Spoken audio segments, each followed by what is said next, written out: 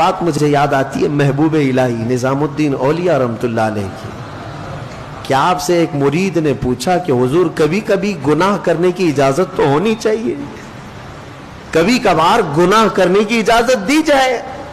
آپ نے کہا کیوں نہیں، بالکل ہونا چاہیے۔ اب تو مرید صاحب چوڑے ہو گئے، پیر صاحب کہہ رہے ہیں ہاں ہو سکتا ہے، اجازت مل سکتی ہے۔ کہا حضور بتائیے تو صحیح کب کریں؟ کہا دو شرطیں ہیں، جب بھی گناہ کرنا ہو دو شرطیں ہیں میری طرف سے، یاد رکھ لینا۔ کہا بتائیے جلدی۔ محبوب الہی نے فرمایا جب کبھی گناہ کرنے کا ارادہ ہوا تو اللہ کی سلطنت سے باہر جا کے کرنا، ایسی جگہ جانا جہاں اللہ کی سلطنت نہ ہو، وہاں جا کے گناہ کرو۔ ایک شرط یہ ہے۔ اس نے کہا حضور ایسی جگہ کہاں ہے؟ ایسی جگہ ہے اللہ کی سلطنت سے خارج ہو کر کے جو گناہ کرنا ہے کر لو۔ کہا یہ تو ممکن نہیں ہے۔ کہا دوسری کوئی شرط؟ محبوب الہی نے کہا ہاں ایک اور شرط ہے، گناہ کرنے کی خواہش ہو تو اس وقت گناہ کرنا جب تیرا رب غافل ہو، تیرا رب سو رہا ہو۔ کہا دونوں بھی چیزیں ناممکن ہیں، نہ ایک ذرہ اس کی سلطنت سے خارج ہے اور نہ ایک لمحہ کے لیے میرا مولا غافل ہے۔ لا اللہ لا الہ الا هو الحی القیوم لا تأخذہ سنۃ ولا نوم، وہ اللہ ہے جس کو نہ اونگ آتی ہے نہ نیند آتی ہے۔ مولا تعالیٰ ایک لمحے کے لیے بھی غافل نہیں تم سے۔ تب پھر اس نے کہا کہ حضور یہ دونوں ناممکن ہے، تو محبوب الہی نے فرمایا تو پھر شرم آنی چاہیے کہ اسی کی سلطنت میں، اسی کی زمین پر، اسی کا کھا کر اسی کے سامنے گناہ کرے۔ اس سے بڑی بے باکی کیا ہو سکتی ہے؟ اس سے بڑی بے باکی کیا ہے؟ پھر بھی وہ مولا رحیم ہے کہ تمہارے عیبوں کو چھپاتا ہی رہتا ہے، جلدی پکڑ نہیں کرتا، فوراً عذاب نازل نہیں کرتا۔ اب آؤ میں تمہیں پتے کی بات بتانے جا رہا ہوں، ہماری تفسیر کا لب لباب ہے، یہ خلاصہ ہے۔ عذابات تو بہت آئے، عذابوں نے ہلاک کر دیا، زمین کو اٹھا کر کے پلٹ دیا گیا ہے قوم سمود پر، قوم صدوم پر زمین اٹھائی گئی تھی۔ ایک قوم ایسی جن کو اللہ نے بندر بنائے، ایک قوم ایسی جن کو اللہ نے خنزیر بنایا، چہرے بگاڑ دیے گئے، زمین کو کھول دیا گیا، پوری قوم کو دھسا دیا گیا۔ آج بھی بہت ساری جگہ کھدائی میں پرانے شہر ملتے ہیں، ہاں پرانی آبادیاں ملتی ہیں، کسی نہ کسی زمانے میں وہ دھسے ہوئے لوگ ہوں گے، شہر کے شہر نیچے زمین پر دھس گئے ہیں۔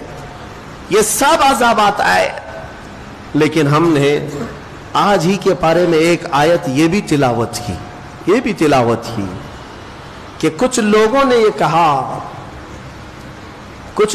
کہا رسول پاک صلی اللہ تعالی علیہ وسلم کی بارگاہ میں کہ اگر اللہ تبارک و تعالی ہے تو پھر پتھروں کی بارش ہم پر کر دی جائے، ہمیں فامطر علینا حجارۃ من السماء، آسمان سے ہمیں پتھروں کی بارش کر دی جائے۔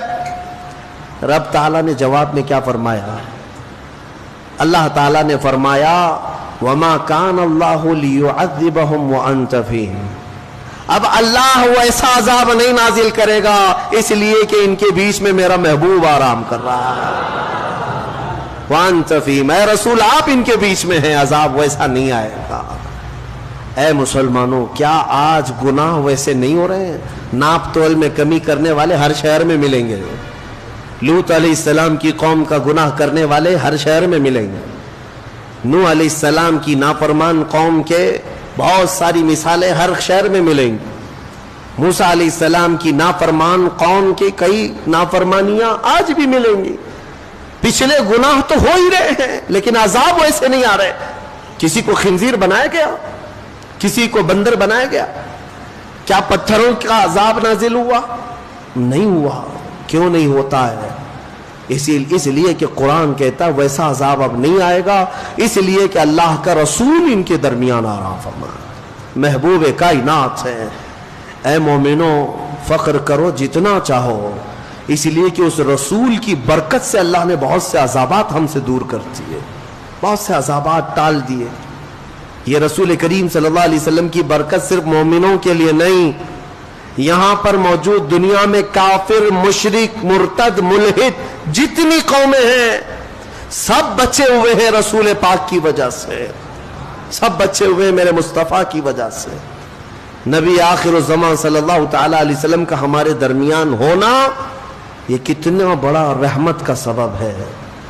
اے میرے عزیزو، اس لیے میں کہتا ہوں کہ کم از کم تمہیں اگر اپنی ویلیو معلوم ہو جائے، تمہیں اپنی حیثیت معلوم ہو جائے کہ تم کون ہو، تو پھر ادھر ادھر منہ کبھی نہیں مارو گے، ادھر ادھر ہاتھ کبھی نہیں پھیلاؤ گے، اس کے نگر ڈگر دیکھو گی بھی نہیں، کیونکہ تمہاری حیثیت کیا ہے تمہیں پتہ چل جائے۔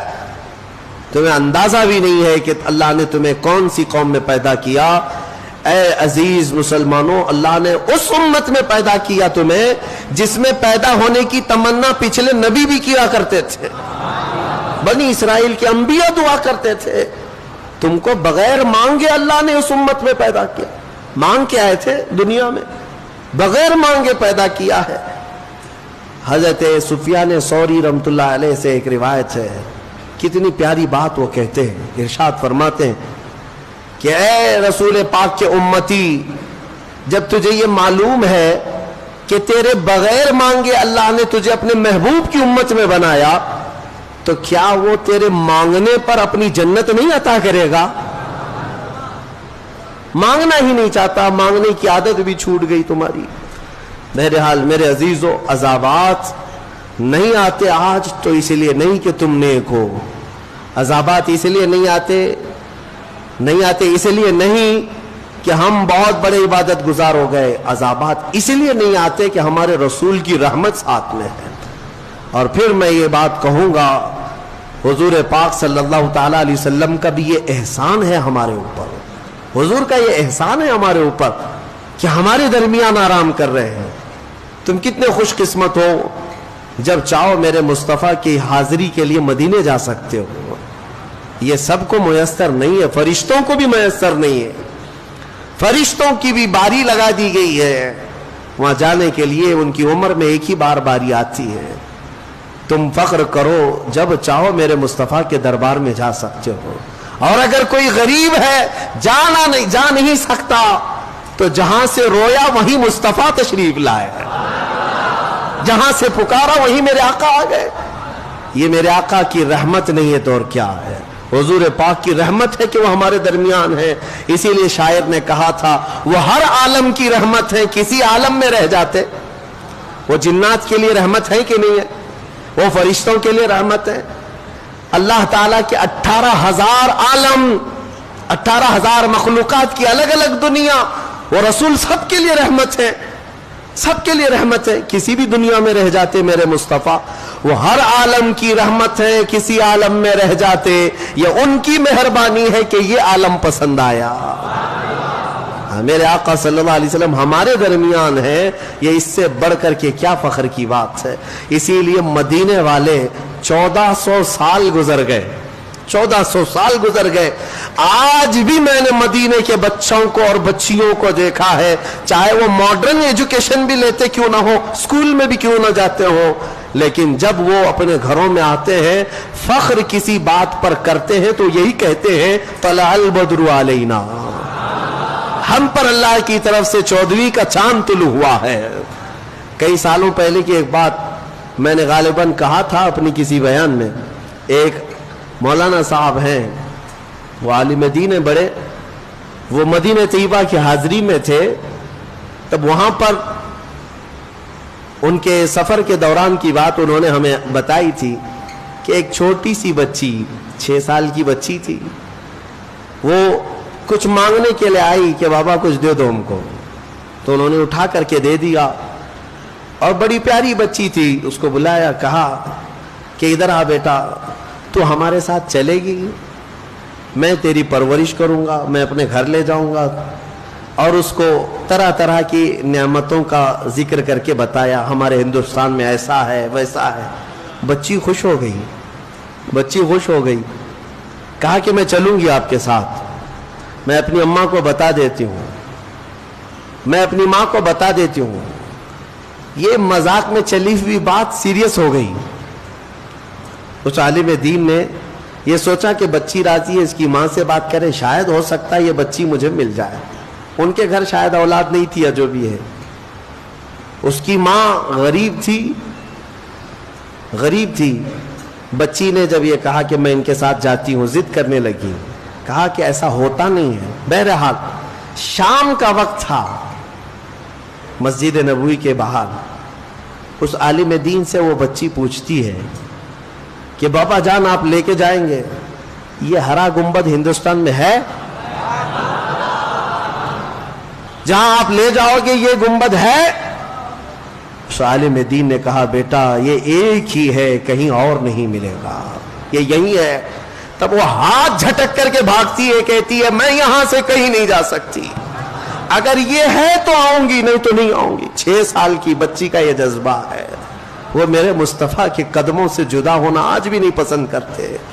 میرے عزیزوں میں تمہیں یہی بتانا چاہتا ہوں، اگر ہمارے پاس فخر کی سب سے بڑی کوئی چیز ہے تو وہ نسبت مصطفیٰ ہے.